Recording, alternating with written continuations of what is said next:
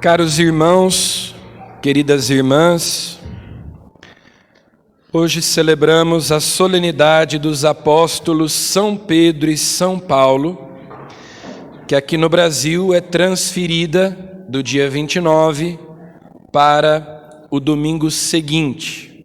É uma grande solenidade, tanto assim que ela tem duas missas próprias, a missa da vigília e a missa do dia, com leituras diferentes, com orações diferentes. Então, quem foi à missa ontem à noite ouviu leituras diferentes dessas que nós ouvimos agora. Também outras orações foram usadas. E isso só acontece nas grandes solenidades. Nem são todas as solenidades que têm uma missa própria para a vigília e outra para o dia. E nós celebramos então com grande solenidade esses dois grandes apóstolos. A antífona de entrada da missa de hoje, que tem a função de nos introduzir no mistério celebrado naquele dia, já nos diz algo a respeito de São Pedro e São Paulo. A antífona de entrada diz: estes são os apóstolos que durante a sua vida na terra plantaram a igreja com o seu sangue, beberam o cálice do Senhor e tornaram-se amigos de Deus. Então, em primeiro lugar, eles são apóstolos. Apóstolos são aqueles que foram chamados, escolhidos, enviados por Jesus para serem testemunhas da sua ressurreição. Pedro, nós sabemos, pertencia ao grupo dos 12 escolhidos por Jesus, a quem ele chamou de apóstolos. E não apenas isso, Pedro recebeu uma missão especial de Jesus, o primado. Ele devia ser o primeiro, o príncipe dos apóstolos, a cabeça visível da igreja, porque vigário de Cristo, representante de Cristo, que é a cabeça invisível da igreja.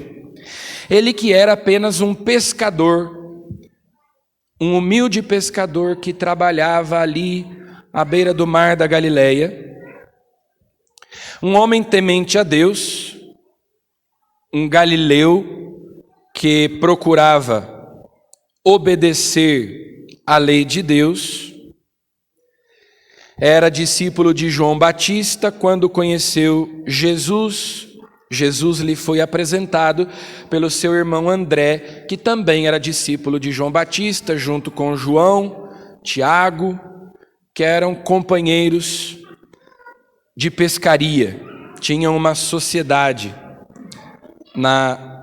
no trabalho da pesca. E eles então deixam tudo para seguir Jesus. Era um homem bastante impulsivo, pelo que nós vemos, mas extremamente apaixonado por Jesus. As maiores bolas fora do Evangelho são de São Pedro.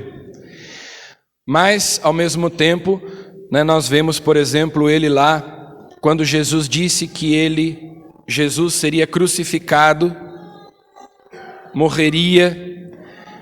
Que isso não te aconteça, Deus não permita, Senhor. Aí Jesus é obrigado, logo depois do evangelho de hoje, a censurar Pedro: afasta-te de mim, Satanás.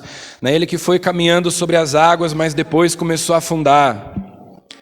Ali na última ceia, ele diz: eu estou pronto para dar a minha vida por ti, eu morrerei contigo. E Jesus diz: ainda hoje o galo não cantará até que tu tenhas me negado 3 vezes. Mas ainda assim, um homem impulsivo, mas que amava Jesus, que deixou tudo para seguir Jesus. E nós estamos usando vermelho justamente para nos lembrarmos de que são mártires. São Pedro e São Paulo perseguidor da igreja, muito zeloso, como ele mesmo dizia na carta aos Gálatas, que foi lida ontem na missa da vigília. Já desde muito jovem, ele foi extremamente zeloso na prática da religião judaica, a ponto de se tornar perseguidor da igreja, portanto também um homem que queria fazer a vontade de Deus, até que ele se encontra com Jesus ressuscitado, que lhe aparece como um abortivo, como o próprio Paulo diz, para fazer dele apóstolo. É tão bonito São Paulo ali na carta aos Gálatas, ontem dizia: aquele que antes do meu nascimento, já no ventre da minha mãe, me escolheu e me separou para me tornar apóstolo. Então, Pedro e Paulo foram chamados, escolhidos e enviados, que é esse o significado da palavra apóstolo, aquele que foi enviado, que não vai em seu nome, mas em nome de alguém que o enviou.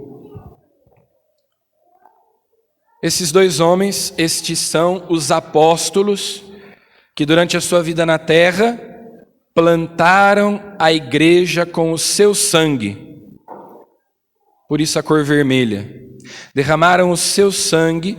Tertuliano, que é um teólogo cristão lá do final do século II, começo do século III, dizia: o sangue dos mártires é semente de novos cristãos. Quanto mais cristãos eles matam, mais cristãos aparecem. Quanto mais a igreja é perseguida, mais a igreja cresce. Então, os apóstolos Pedro e Paulo, ali no tempo de Nero, em meados do ano 60 do primeiro século, na cidade de Roma, derramaram o seu sangue, dando esse testemunho de amor a Jesus.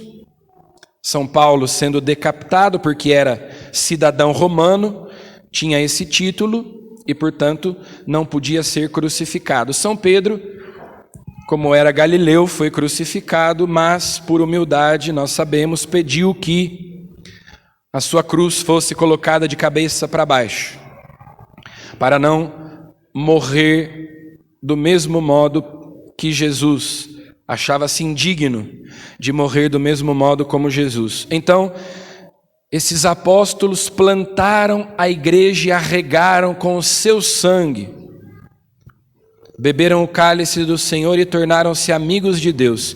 Cada um diferente do outro, inclusive a gente sabe que houve atritos entre Pedro e Paulo, que são inclusive contados pelo próprio Paulo nas suas cartas. Houve em algum momento algum desentendimento. Paulo não era fácil, ele brigou também com Barnabé, brigou também com Marcos, mas esses dois se tornaram amigos de Deus. Nós vemos o trabalho da graça, a obra da graça na vida deles, para transformar o perseguidor da igreja, Paulo, o humilde pescador impulsivo lá da Galileia, em apóstolos e em mártires e em testemunhas de Jesus, em santos. A obra da santificação que o Espírito Santo vai realizando em nós, na medida em que nós cooperamos, colaboramos com a sua graça. Esses apóstolos plantaram a igreja e a regaram com o seu sangue. E nós sabemos então que Pedro recebeu de Jesus aquela missão de ser o primeiro, como eu disse, é o primado de Pedro, que aparece de modo muito explícito aqui no Evangelho de São Mateus, que nós ouvimos, mas nos outros evangelhos também, de outras maneiras, aparece o primado de Pedro, o ministério petrino, que é depois também transmitido aos seus sucessores. A igreja de Cristo é apostólica.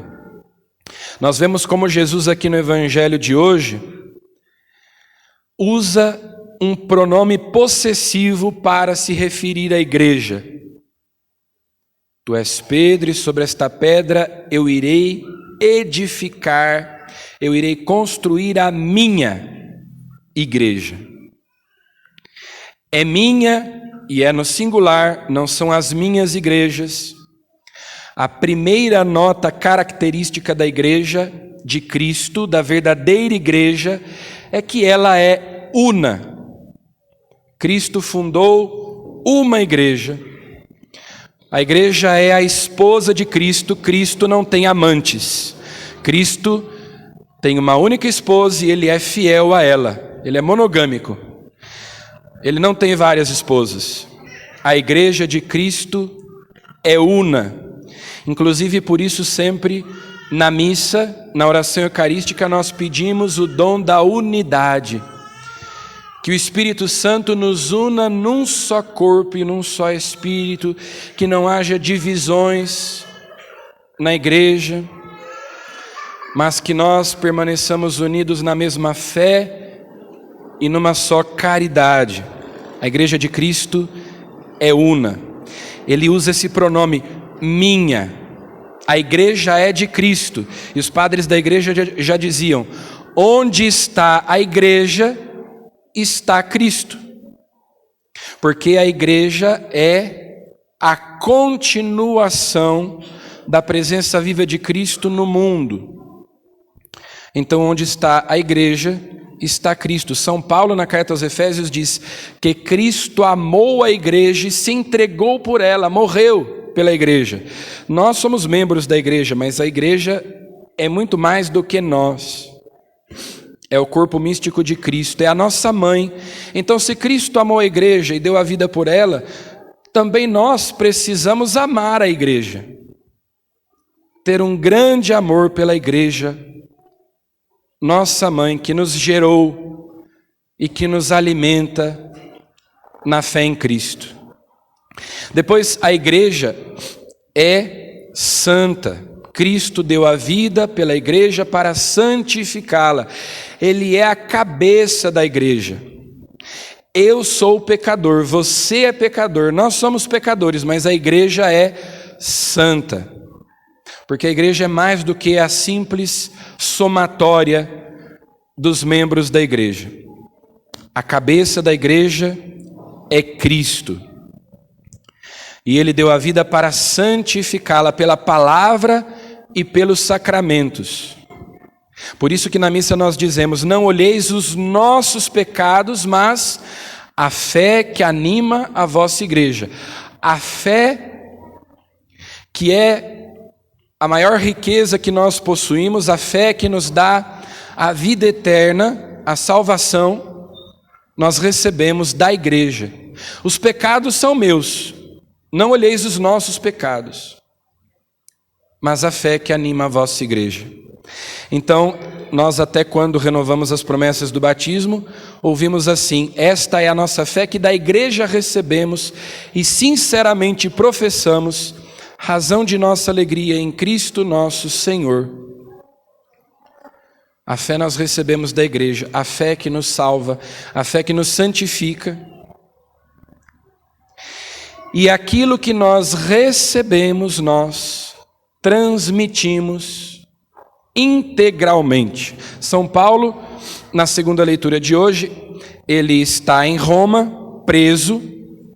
Ele escreve a Timóteo, a segunda carta de São Paulo a Timóteo. Ele pressente que a sua morte se aproxima. Então ele diz: quanto a mim, eu já estou para ser derramado em sacrifício. Ele entende a sua morte como uma liturgia, um culto a Deus. Eu estou para ser derramado em sacrifício. Aproxima-se o momento da minha partida. E ele diz: o Senhor esteve a meu lado e me deu forças.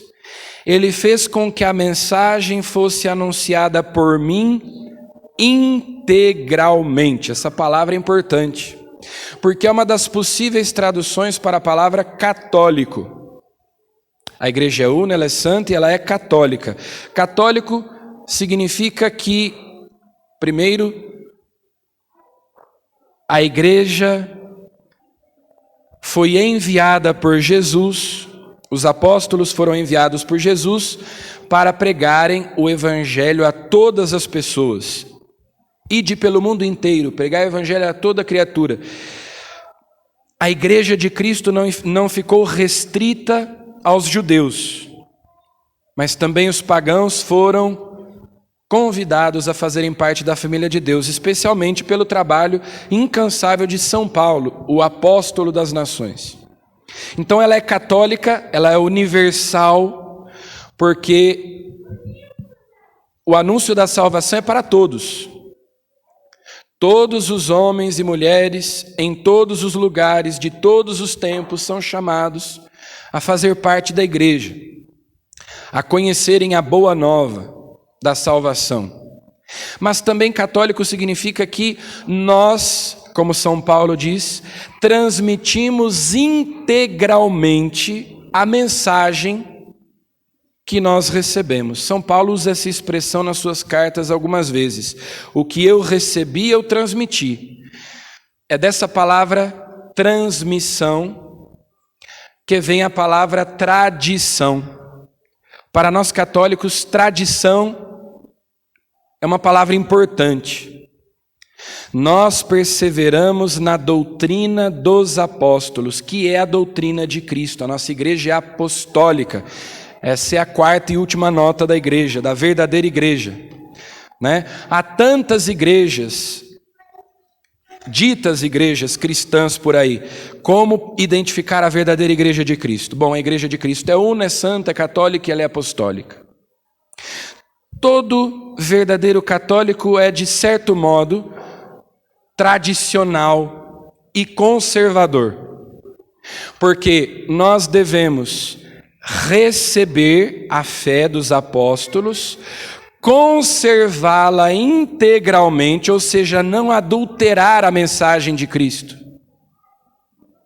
não substituir por outra coisa aquilo que nós recebemos. Então eu preciso conservar a integridade do depósito da fé, o conteúdo da mensagem que eu recebi, e transmitir. Transmissão da fé é tradição.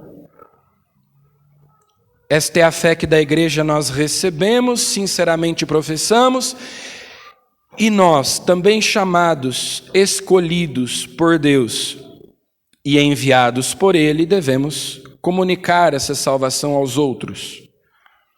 Não só os padres, os bispos, sucessores dos apóstolos, mas também cada batizado recebe no batismo o munus profético e deve ser testemunha de Cristo. Então, de um certo modo, também apóstolo. Cada um de nós é enviado por Deus. E então a igreja é apostólica, ela foi construída sobre o fundamento dos apóstolos, edificada sobre o fundamento dos apóstolos, e isso se verifica concretamente na sucessão apostólica, o sacramento da ordem que comunica a missão dos apóstolos a outros homens que continuam a missão que Jesus deu aos apóstolos.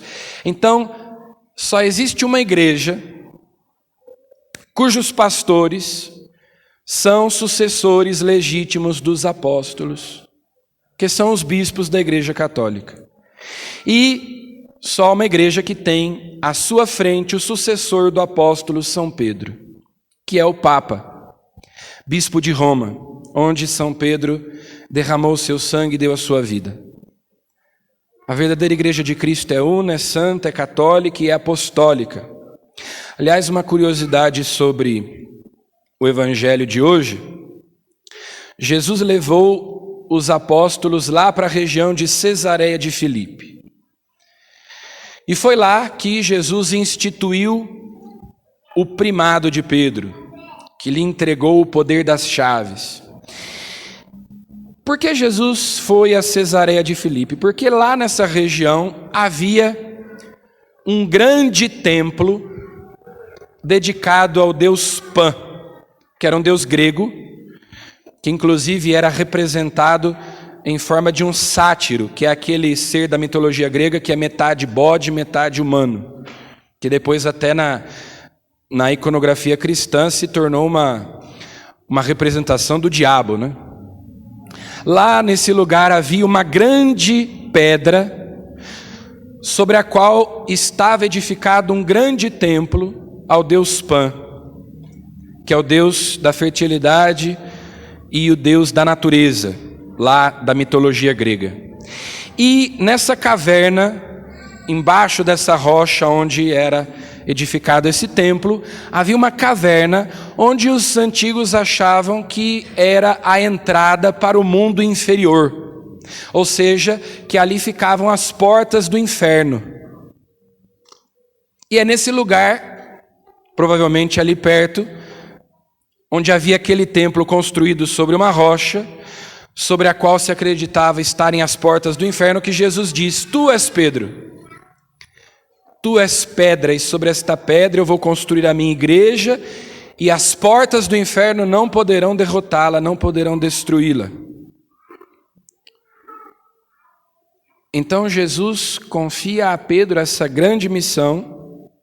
É por isso que também no dia de São Pedro e São Paulo se reza pelo Papa, é o dia do Papa, sucessor de São Pedro, cabeça visível da igreja, já que Cristo é a cabeça invisível e o Papa é o vigário de Cristo, o representante de Cristo, sucessor de São Pedro. Aliás, que por isso também a primeira leitura de hoje nos mostra a igreja rezando, intercedendo por Pedro, que estava na prisão, para que Deus o libertasse das mãos dos inimigos. Herodes, que tinha mandado matar Tiago menor, aliás, Tiago maior, irmão de São João, e depois prendeu Pedro. E aliás, São Lucas conta depois, a leitura termina ali com a libertação de Pedro, mas São Lucas conta um fato engraçado, que quando Pedro chega naquela casa onde a igreja estava reunida, ele bate na porta, aí vem a empregada, abre a porta e ela fica tão espantada de ver Pedro que ela fecha a porta na cara dele e corre lá dentro dizer: Pedro está aí fora. Aí, mas onde é que ele está? Eu esqueci. Ela se esquece, aí ela volta, abre a porta e manda ele entrar, né? Mas ela bate a cara na porta dele de tão espantada. A igreja intercedendo por Pedro, que estava na prisão. Então, nós hoje também rezamos especialmente pelo Papa, que recebeu o munus petrino, ministério petrino, a missão de confirmar na fé os irmãos, de modo que nós permaneçamos na verdade de Cristo, de modo que nós perseveremos na doutrina dos apóstolos, que nós não sejamos traidores de Cristo, que nós conservemos integralmente a fé católica, tal qual nós a recebemos da tradição da igreja, para comunicá-la, para transmiti-la aos nossos irmãos. Então peçamos que, por intercessão dos apóstolos Pedro e Paulo, nós também abramos o nosso coração para que o Espírito Santo faça de nós santos. De pecadores que somos, Ele nos santifique e nós sejamos membros efetivos da igreja que é santa. Que nós, como Pedro e Paulo, possamos amar Jesus, torná-lo mais conhecido e amado entre os homens de hoje, e queiramos gastar a nossa vida e dar a nossa vida por amor a Ele, que por amor a nós deu a sua vida para a nossa salvação. Louvado seja nosso Senhor Jesus Cristo.